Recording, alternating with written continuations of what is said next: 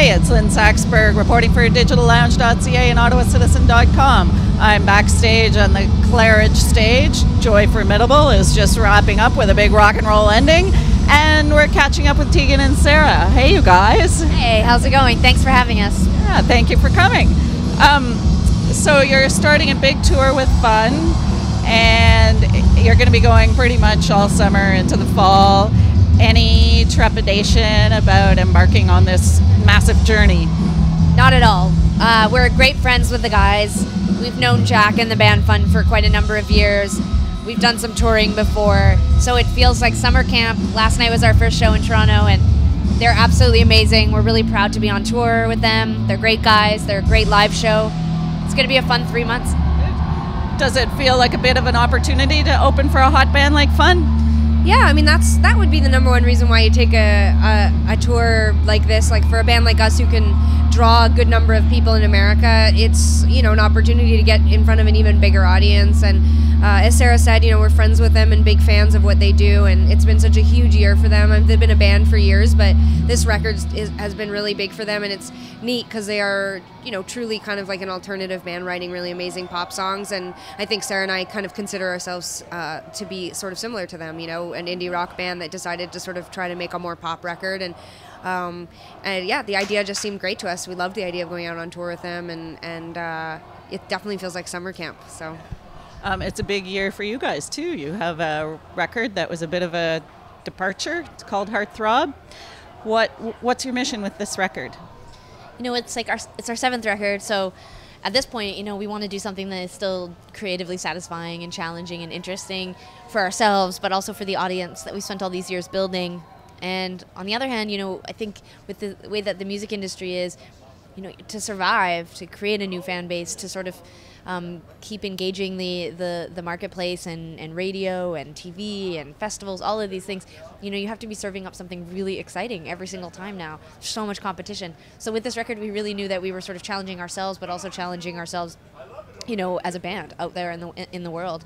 So I think this record is sort of a little bit more representative of what we're interested in right now. A lot of the higher fidelity pop music that's out there, some of the sonics and some of the the boring music sort of fidelity stuff, but then also just like the personas and like the bigness of it and the sort of the confidence of it. We've always been making more understated music and indie rock, and we thought it would be sort of fun to, I guess, like try on this whole other thing. Yeah. And how is it on stage? How do you like playing these new songs? When we first got into pre-production to get this show up on the road, I was really nervous. Heartthrob is definitely our most ambitious work, and so to try to figure out how much of it we should keep organic and have actual humans playing on stage, and then how to incorporate some of this new technology. We started out as just like an acoustic band, really. Sara and I would tour just the two of us, and then added a drummer and bass player and then a keyboard player. It's been such an organic thing for us. So with Heartthrob, we really still wanted to capture as much of the keyboards and synths and sequencers that we had recorded, but still feel like a real band. We're still up there all playing instruments. So pre-production was a bit stressful, but I think we've created a really awesome show, and I think it really works well with our old music. And I think that the average concert goer coming to see us play will still be really, if they loved the old Tegan and Sara, they're going to love the new show. But if they're a new fan, I think they're going to really be excited, because I think we're able to create a really awesome patchwork of all of our 7 records. So yeah, one thing I really like about you guys is how you blended the synthesizers, but it's a strong songwriting base. It all boils down to the song after all, doesn't it? Yeah, oh, of course, absolutely. I think that's where most of our musical idols and the people that we look up to and admire, it always was about the song. They may have aesthetically changed genres over the course of their career. Like a great example for me is Bruce Springsteen. I can listen to records earlier in his catalog that were more like sort of like crazy jammy rock band kind of records, and then something as polished and as like, I guess, sort of like bulletproof as like Born in the USA, which was such a departure for him, and pop music. And I just think as artists, we saw ourselves doing this for a whole career, and being able to sort of like mix and match and not get too beholden to one sound.